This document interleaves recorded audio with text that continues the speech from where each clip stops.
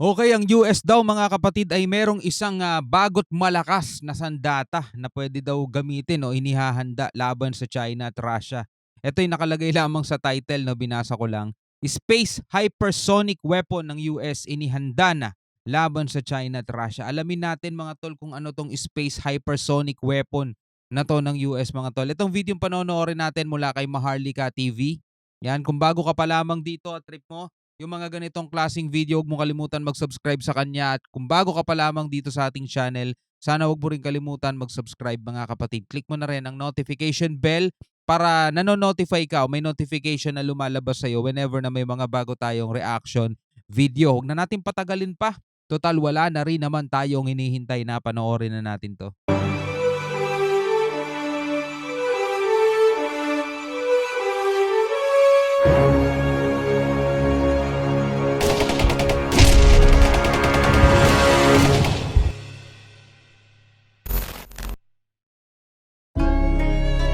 Sa mga nakalipas na taon, ang China at Russia ay aktibong nakikibahagi sa pag-atake sa mga satellite ng US at pagbuo ng mga hypersonic na armas. Ang mga banta na ito ay nagdudulot ng malaking panganib sa Estados Unidos na nag-uudyok ng pangangailangan para sa mga countermeasure na hakbang. Welcome sa Maharlika TV. Sa videong ito ay tutuklasin natin ang mga hypersonic missile na kakayahan ng Russia at China at ang mga banta na dulot nito at kung paano tumutugon ang US gamit ang mga advanced na sistema ng depensa. Pero bago tayo magpatuloy, isang like lang po ang hinihingi ko para sa videong ito. Malaking bagay na po yan bilang suporta sa ating bawat in-upload. Back to the video. Ang Russia mga kapatid ay mayroong hypersonic missile na tinatawag nilang Kinzhal na nagbibigay ng pag-aalala para sa Estados Unidos. Ang air-to-ground missile na ito ay naglalakbay ng 5 beses na mas mabilis kaysa sa speed of sound kaya mahirap itong madepensahan. So, Sa mas isang mabilis kamakailang to. pag-atake sa Ukraine, ginamit So mas mabilis to kaysa sa Brahmos. Kasi limang beses daw to na mas mabilis kaysa sa speed of sound. Eh yung Brahmos 3 times di ba? So mas mabilis to. Estados Unidos. Ang air-to-ground missile na ito ay naglalakbay ng 5 beses na mas mabilis kaysa sa speed of sound kaya mahirap itong madepensahan. Sa isang kamakailang pag-atake sa Ukraine, ginamit ng Russia ang Kinzhal missile na minarkahan ang unang combat deployment ng naturang sandata. Dahil sa kakulangan ng depensa ng Ukraine laban sa mga hypersonic missile, ang pag-atake na ito ay talaga namang naging mapangwasak. Ang kawalan ng depensa ng Ukraine laban sa mga hypersonic missile ay nagpapakita ng madali ang pangangailangan para sa mga advanced defense system.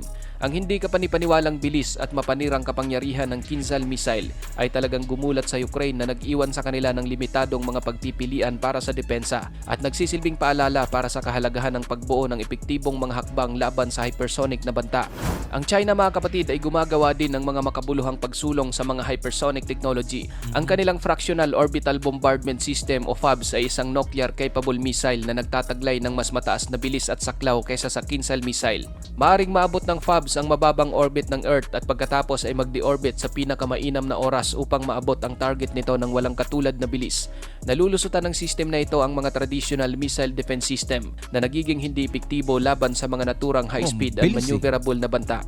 Bilang tugon ng Estados Unidos sa lumalaking banta na dulot ng hypersonic missile, gumawa sila ng mga proactive measures upang kilalanin ang kahalagahan ng mga space-based defense system o defense system na nakabatay sa kalawakan. Ang US ay namumuhunan ng bilyon-bilyong dolyar at nakikipagtulungan sa mga kilalang kumpanya sa mundo upang bumuo ng isang fleet ng mga satellite. Minamanmanan o nasusubaybayan ng mga satellite na ito ang mga hypersonic na armas upang matiyak ang maagang babala at epektibong mga kakayahan sa depensa. Ang mga satellite ay gumaganap ng isang mahalagang papel sa missile defense sa pamamagitan ng pagbibigay ng mahahalagang data, communication at connection para sa mga military operation. Bumuo ang US ng 2 layer ng defense architecture na nakabatay sa kalawakan. Ang mga ito ay ang transport layer at ang tracking layer. Ang transport layer ay tinitiyak ang resilient at low latency military data at pagkakakonekta sa buong mundo, habang ang tracking layer ay nakatuon sa mga pandaigdigang indikasyon, babala, pagsubaybay at pag-target sa mga advanced na banta ng missile.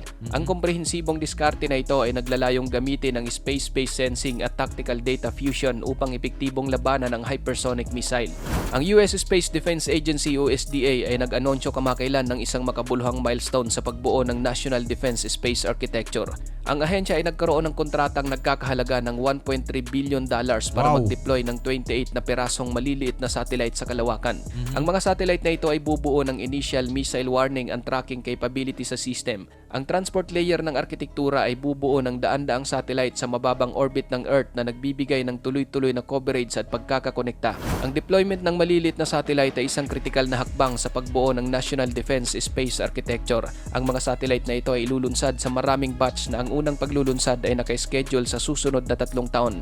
Grabe 'no, yung mga pinapakita nga yung mga kagamitan, mga armas, 'di ba? Wala 'to sa mga WW1, WW2, 'di ba?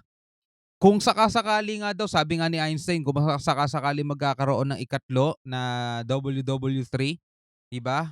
After daw nun, 'di ba, dahil sa tindi ng mga kagamitan na meron na ngayon ng bawat bansa, after daw niyan at kung saka-sakaling magkakaroon ulit ng labanan sa ikaapat na pagkakataon, mga tol, baka daw hampasan na lang ng patpat dahil babalik tayo sa Stone Age, mga ganyan ng klase ng kaganapan sa mundo. Grabe 'no? Ilalagay ang mga ito sa mga polar orbit at titiyakin ng mga satellite ang global coverage na paniguradong magpapahusay sa mga kakayahan ng US missile defense. Ang pag-deploy ng malaking bilang ng maliliit na satellite ay binabawasan ang kahinaan ng system at nagbibigay daan para sa mga distributed na serbisyo na ginagawang mas mahirap para sa mga kalaban na bulagin ang mga US military satellites.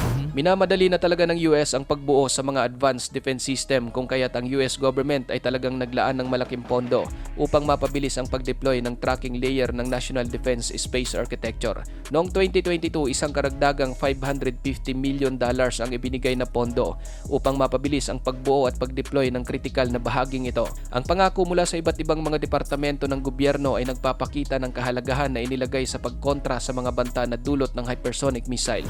Habang tumitindi ang tinatawag na shadow war sa kalawakan, dumarami naman ang mga teknolohiyang anti-satellite. Ang Russia ay nag-develop ng Kalina laser system na may kakayahang permanenteng magbulag sa mga satellite.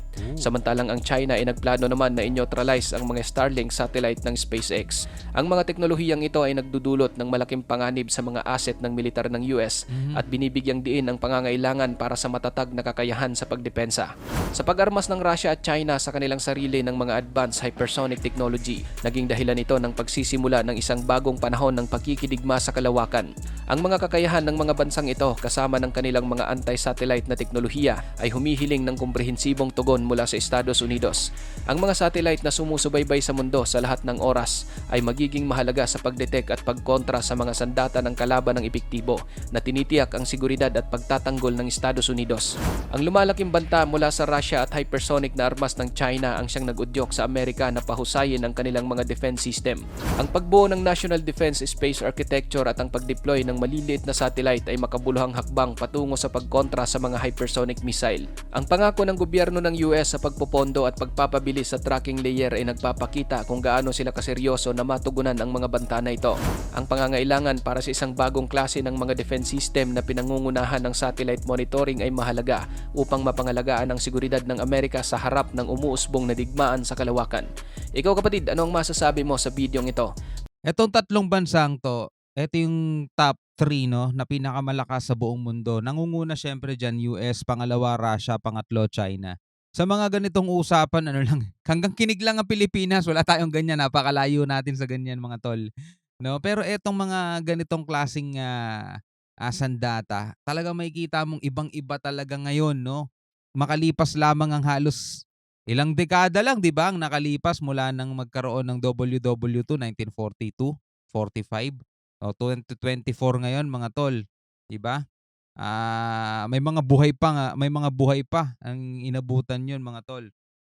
Pero ngayon, dahil nga sa meron ng mga ganito ka-advance na mga kagamitan o mga sandata itong mga bansang 'to, kung saka-sakali mang magkakaroon ng ikatlong bakbakang pandaigdigan mga tol, after niyan imagine mo ano kaya mangyayari sa mundo natin 'no? Baka nga naman talaga bumalik tayo sa Stone Age, 'di ba? Well anyway, ikaw bilang isang tao, bilang isang Pilipino, ano masasabi mo mga tol dito sa mga kagamitan na dine-develop nitong mga bansang 'to, 'di ba? Napaka-advance na talaga mga tol 'no. Alright, so hanggang sa muli, ako nga pala si Shobal D. Peace out.